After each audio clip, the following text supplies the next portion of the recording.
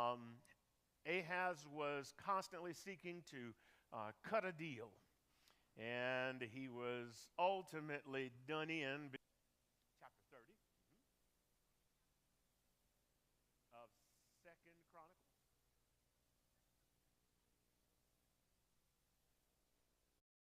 From coming into the outer court, the Gentile court. That's where the money changers had set up their tables.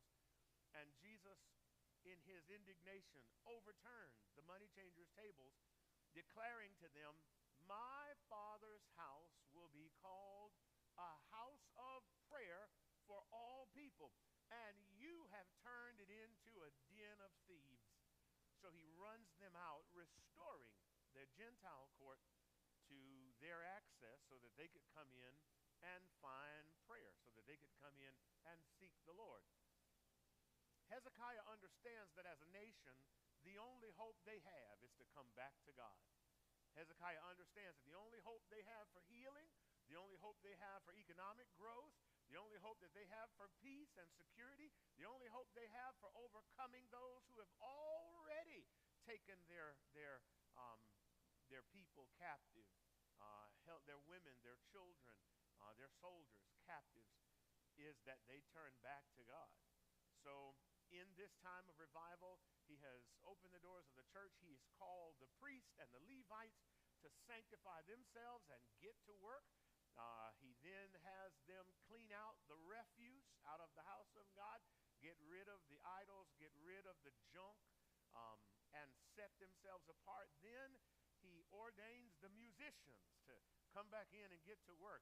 As the Levites and the priests begin to offer the sacrifices, the musicians begin to play, and revival is in full effect.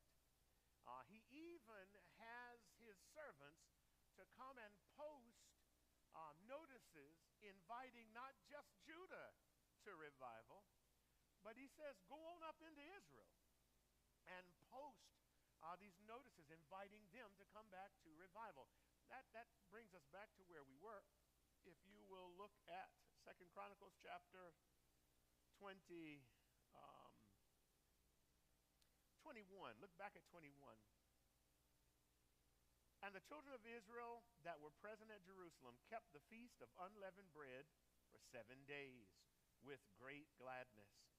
And the Levites and the priests praised the Lord day by day, singing with loud instruments unto the Lord. And Hezekiah spoke comfortably unto all the Levites that taught the good knowledge of the Lord. And they did eat throughout, and they kept the feast with great gladness. If we held church service for longer than an hour, if we held church service for 3 or 4 hours, if we held church service for a whole day, I think some gladness would be gone. I think some folk would be getting hot, be getting mad. I think some would probably even grab their keys and get up and walk out. But I want you to hear their hearts.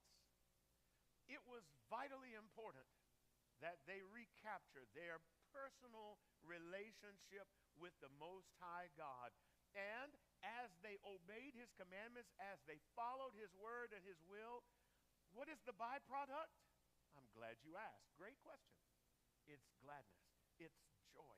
And what does the Bible tell us about the joy of the Lord? It is our strength.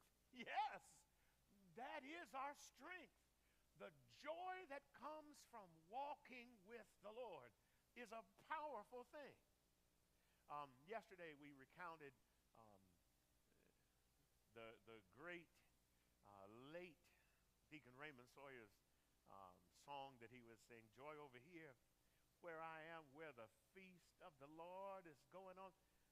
There's something contagious about joy, something exciting about being excited. Who doesn't want joy? So they kept this feast and they received the fruit of it, gladness. But hang on, we're not done yet. So he says that, verse 24, for Hezekiah, the king of Judah, did give to the congregation 1,000 bullocks and 7,000 sheep, and the princes gave to the congregation 1,000 bullocks and 10,000 sheep, and a great number of priests sanctified themselves the congregation of Judah with the priests and the Levites and all the congregation that came out of Israel and the strangers that came out of the land of Israel, and they that dwelt in Judah rejoiced. So there was great joy in Jerusalem. For since the time of Solomon, the son of David, king of Israel, there was not the like in Jerusalem. Please understand what that just described. There are people coming not just from Judah, not just from the land that Hezekiah is king over.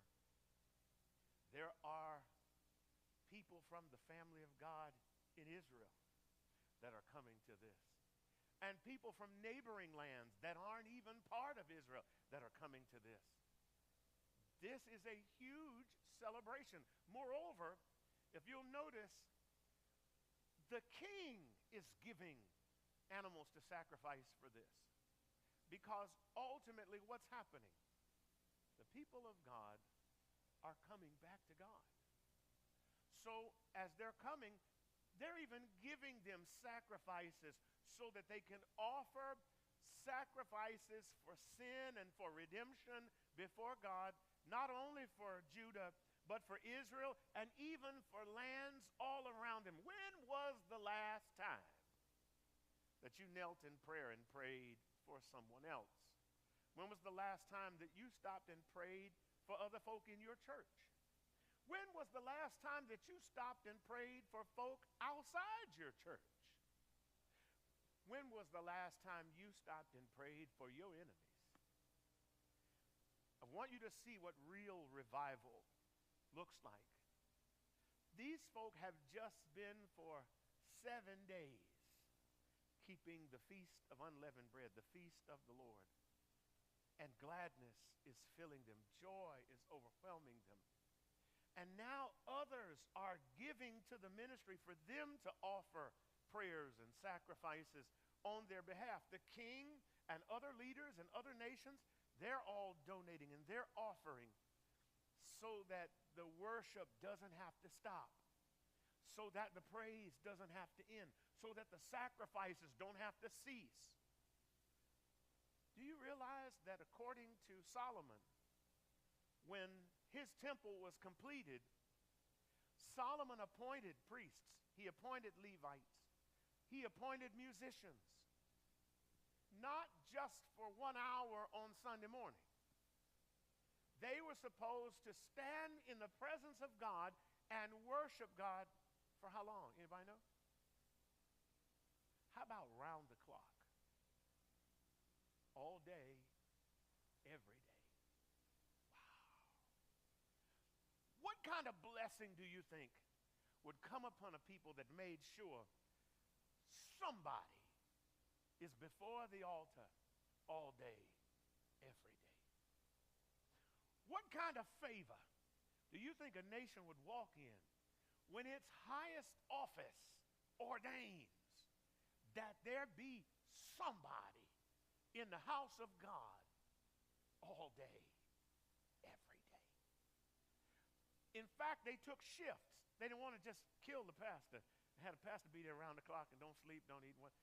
No, they had shifts. Just like most businesses that are open 24 hours have shifts.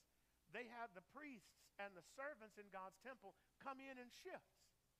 First shift, second shift, third shift, night watch. And they would come in and they would offer so that there was always music in God's house. There was always prayer in God's house. There was always joy in God's house. Saints, that's revival. When the passion for God and for his house eats us up. When I can't get enough. When I don't want to go nowhere. I love it when service goes really well and the Holy Spirit is in this place. When service ends, the doors of the church is open. And we have altar call and we close and give the benediction. You can tell when the Holy Spirit has been here because folk don't want to go nowhere. They just linger and laugh and hug and talk and forget Golden Corral. I don't want to go nowhere. I just want to linger linger in this place. I don't want to leave church. And that's when you know, oh, we've been in the presence of God. He's been here. So, look at this model. Look at what's happening. Who doesn't want that? So when we're trying to see, yeah, but Pastor, staying in church all day, every day, that's a bit much. That's a tall tale. I mean, ain't but so much you can do. If you think that way, I want you to notice these folk weren't drinking. They weren't smoking. They weren't popping pills. They weren't rolling up. And yet, they were high on his spirit. When you're in a place that is blessed and you know it's blessed, when you know that God's presence is here with us right now, there is a joy that overtakes you, a confidence in knowing, can't nothing happen to me right now. Oh, I'm in my Father's presence. That makes you just want to dwell there. Do you remember Peter? Do you remember when Peter had gone with Jesus up on the Mount of Transfiguration? He got up there and Jesus took James and John with Peter and they were up there and he told them, y'all need to pray. But while they were praying, of course, Peter took a nap. You know how we do sometimes. He took a nap. But when he woke up from the nap, there was Jesus, only he was different. He was real shiny. And standing there with him was two of God's messengers. And here's the thing. Peter recognizes them. Oh my, dude, do you know who you are? Dude, you're Moses and you're Elijah. Oh my goodness. Oh man. Oh, I can't believe this moment happened. Where's my phone? Let me get a picture for Instagram. Oh my goodness. You know, hey, guys, we don't ever have to leave here. You know what? This moment never happens here. We can stay right here all the time.